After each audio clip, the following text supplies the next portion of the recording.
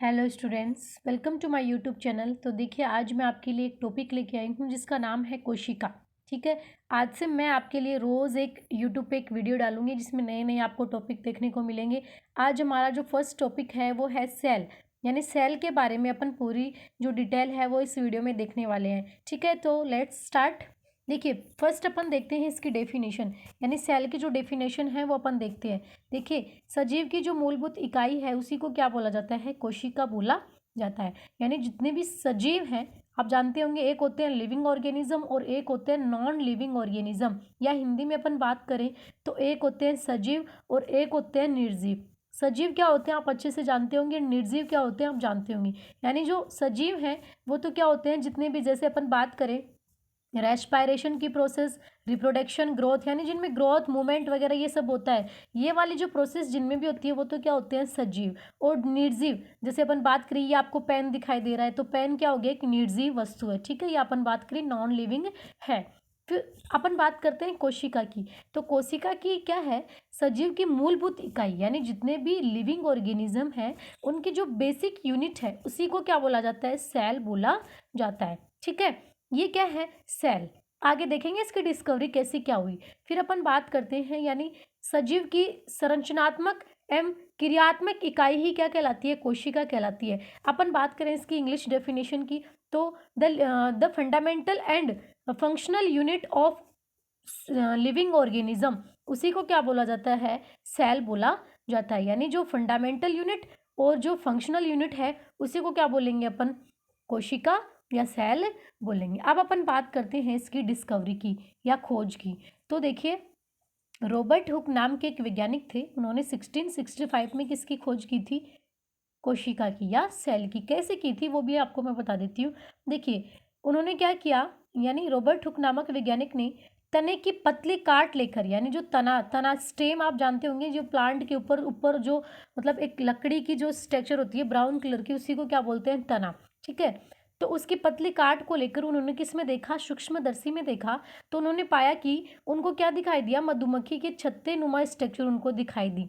ठीक है, जैसे ही उन्होंने सूक्ष्मदर्शी या माइक्रोस्कोप में देखा तो उनको क्या दिखाई दिया? एक छत्ते नुमा स्ट्रक्चर उसमें दिखाई दी। उसी को उन्होंने क्या नाम दे दिया था? सेलुला नाम दे दिया था, जिसको हिंदी में बोलते हैं प्रकोष्ठ। ठीक है, जिसे आगे जाकर क्या कहा गया? सेल कहा गया। ये क्या हो गई? सेल की डिस्कवरी हो गई। दोबारा बता देती हूँ आपको अगर समझ में नहीं आया तो। देखिए, संरचनात्मक और क्रियात्मक इकाई, यानी सजीव की संरचनात्मक और क्रियात्मक इकाई ही क्या है?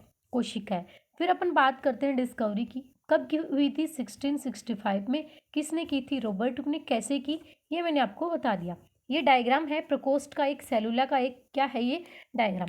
अब अपन बात करते हैं, आपको एक स्पेशल बात याद रखनी है, नोट लगा के याद रखनी है कि जो रॉबर्ट हुक नामक वैज्ञानिक थे उन्होंने सर्वप्रथम या फर्स्ट ऑफ ऑल मृत कोशिका को देखा था। किसको देखा था? डेड सेल्स को देखा था उन्होंने। यानी जो ये सेल्स थी जो तने के ऊपर उसको दिखाई दी थी, ये क्या थी? एक मृत कोशिका या डेड सेल। ठीक है, फिर नेक्स्ट जो वैज्ञानिक थे वो थे एंटोनी वॉन ल्यूवेनहोक। एंटोनी ल्यूवेनहोक या एंटोनी वॉन ल्यूवेनहोक, उन्होंने क्या किया? जीवित कोशिका को देखा था। किस में देखा था ये आपको मैं बताती हूँ। उन्होंने देखा था, जिसको क्या नाम दिया उन्होंने? एनिमल क्यूल्स कहा। अब देखो, मैं आपको बताती हूँ कि एंटोनी जो ल्यूवेनहोक है उन्होंने किस में देखा था। उन्होंने क्या किया? जो गंदा पानी है, ठीक है, जैसे तालाब का पानी हो गया या फिर अपन जो भी गंदा पानी है उसको उन्होंने क्या किया? माइक्रोस्कोप में देखा। ठीक है, माइक्रोस्कोप में देखने के बाद उन्होंने क्या किया कि उसमें एक छोटे छोटे बैक्टीरिया जैसे स्ट्रक्चर उनको दिखाई दी। तो उन्हीं बैक्टीरिया को उन्होंने क्या नाम दिया था? सेल नाम दिया था, जो कि क्या थी? एक जीवित कोशिका थी। ठीक है, जीवित कोशिका या लिविंग सेल्स। ये डिस्कवरी हो गई किसकी? एंटोनी वॉन ल्यूवेनहोक की। ठीक है, आई थिंक आपको इतना समझ में आया होगा। अब अपन बात करते हैं सेल की आवृत्ति या कोशिका की आवृत्ति। ठीक है, कोशिका की आवृत्ति इतनी छोटी हो सकती है कि ये नग्न आंखों से दिखाई, यानी ये नेक्ड आइज से कभी भी सेल्स दिखाई नहीं देती। अगर अपन वैसे आंखों से देखना चाहें कोशिका को तो वो दिखाई नहीं देती। ठीक है, फिर अपन बात करें इसकी, यानी जितनी भी सेल्स हैं उनको अपन किस में देखते हैं? माइक्रोस्कोप में देखते हैं। आगे देखो, आगे देखो, और कोशिका आवर्ती में इतनी बड़ी हो सकती है उसको नग्न आंखों से देख सकते हैं, यानी देखा भी जा सकता है। अब अपन बात करते हैं सबसे छोटी कोशिका और सबसे बड़ी कोशिका की। अब देखो यहाँ पे छोटे क्वेश्चन बन रहे हैं जो कि कंपटीशन एग्जाम के लिए बहुत इंपॉर्टेंट हैं।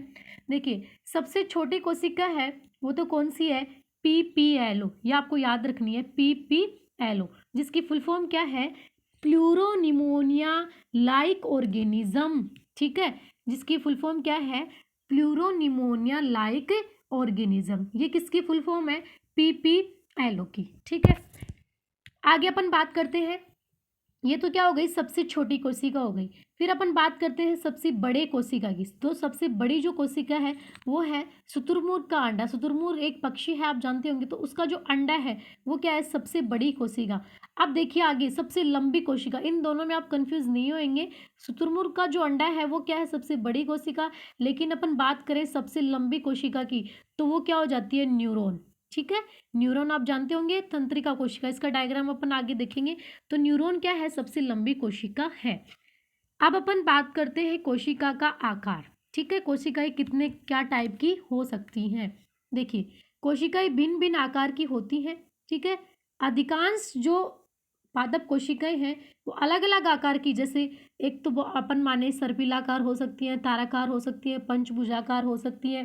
ठीक है, बहुभुजाकार, प्यालीनुमा, यानी अलग अलग आकार की कोशिकाएं हो सकती हैं। अब आगे देखिए एक एग्जाम्पल अपन देखते हैं। अमीबा एक कोशिका प्राणी होती है। अमीबा एक कोशिका का मतलब होता है यूनिसेलुलर। क्या होता है, यूनिसेलुलर। यूनिसेलुलर का मतलब क्या होता है कि उनमें सिर्फ क्या पाई जाती है, ओनली वन सेल्स ही उसमें पाई जाती है। एक होता है मल्टी सेलुलर। मल्टी सेलुलर का मतलब क्या होता है, बहुकोशिकीय, यानी जो दो या दो से अधिक सेल से मिलकर बना होता है। ठीक है, अमीबा एक यूनिसेलुलर ऑर्गेनिज्म है, मतलब एक कोशिकीय प्राणी है जिसमें क्या हो जाती है, सिर्फ एक कोशिका ही पाई जाती है।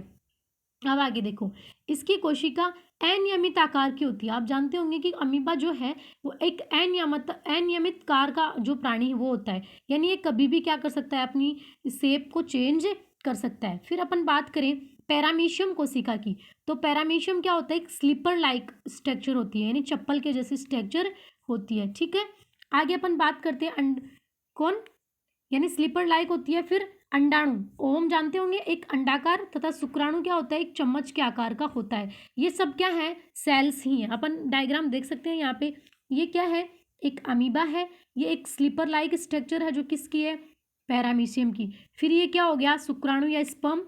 फिर ये क्या है, अंडाणु। ठीक है, अंडाणु है, ओवम है। अब अपन बात करते हैं कोशिका के टाइप की। केंद्रक झिल्ली के आधार पर अपन देखेंगे, यानी केंद्रक झिल्ली के आधार पर कोशिकाएं कितने टाइप की होती हैं। तो केंद्रक झिल्ली के आधार पर कोशिकाएं कितने टाइप की होती हैं, दो टाइप की। कैसी होती हैं, दो टाइप की। एक होती है प्रोकैरियोटिक और एक होती है यूकैरियोटिक। अब आगे अपन इस वीडियो से आगे जो नेक्स्ट वीडियो आएगा उसमें अपन देखेंगे कि प्रोकैरियोटिक कोशिका क्या होती है और यूकैरियोटिक कोशिका क्या होती है।